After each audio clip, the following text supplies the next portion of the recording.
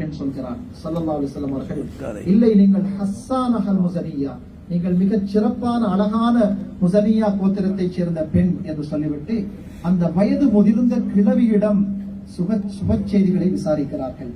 உங்களுடைய காலம் எப்படி, எங்களுக்கு பிறகு நீங்கள் உங்களுடைய வாழ்க்கை எப்படி என்றெல்லாம் விசாரித்தார்கள்.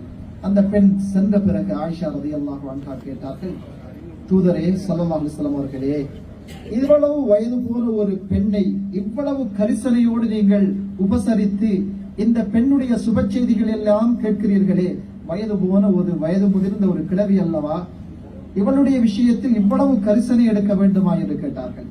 ஸல்லல்லாஹு அலைஹி வஸல்லம் அவர்கள் சொன்னார்கள், ஹதீஜா என்னுடைய முதல் மனைவி உயிரோடு இருந்த காலத்திலே ஹதீஜாவை சந்திப்பதற்காக இந்த பெண்மணி எங்களுடைய வீட்டுக்கு வந்து செல்லக்கூடிய வழக்கம் கொண்ட ஒரு பெண். பழைய உறவுகளை, பழைய உபகாரங்களை, பழைய உபகாரிகளை கவனித்துக் கொள்வது, அவர்களின் உபகாரங்களை ஞாபகத்திலே வைத்துக் கொள்வது ஈமானை சேர்ந்தது என்பதாக சொன்னார்கள்.